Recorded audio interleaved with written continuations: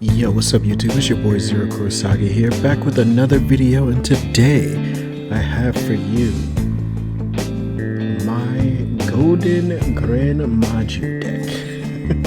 Weird name. It's a mixture of a bunch of different stuff. This deck is very different than most decks, and I'm not sure if anybody even uses a deck like this, but it's good. And I'm gonna show you how good. But let's jump into it and see what this baby can do.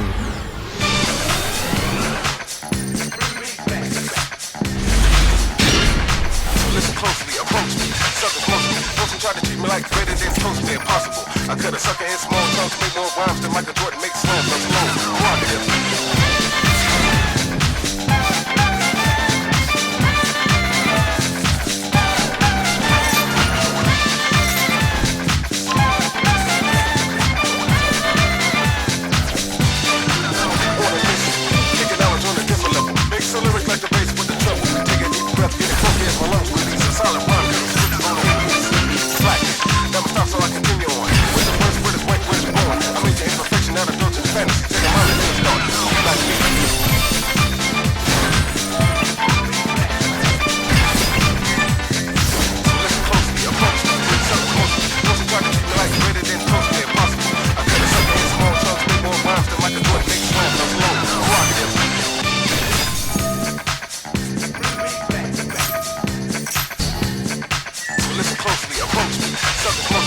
Try to treat me like greater than supposed to be impossible. I cut a sucker in small chunks, make more rhymes than Michael Jordan makes slams. I'm slow, prerogative.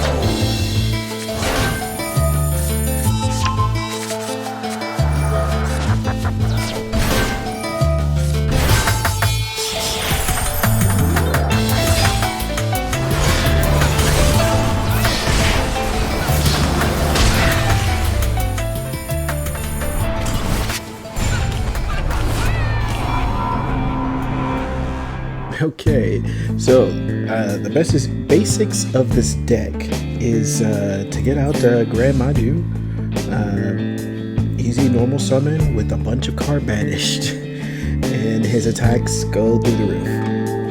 That's pretty much how this deck started. Eventually I started adding in the Danger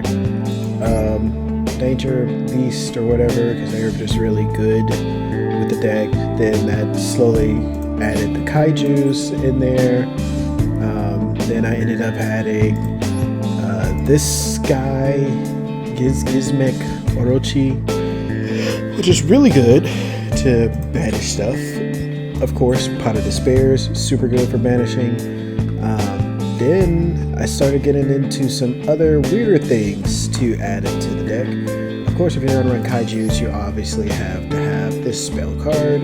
Since I have a lot of level 8 monsters, Trade-In is super good. Ended up adding in Alpha because he works very well with the Kaijus, because you Kaiju the enemy's monster away. Then you special summon him, uses effect to bump the Kaiju back to your hand. So you get to keep your Kaiju, you tributed whatever monster, and you also get to keep your Alpha as well. If he has another monster on the field and you have no monsters, you can still special summon him. So really good with any Kaiju build. Also another level 8. You see you have a bunch of level 8s in this deck. So trade-in was kind of key.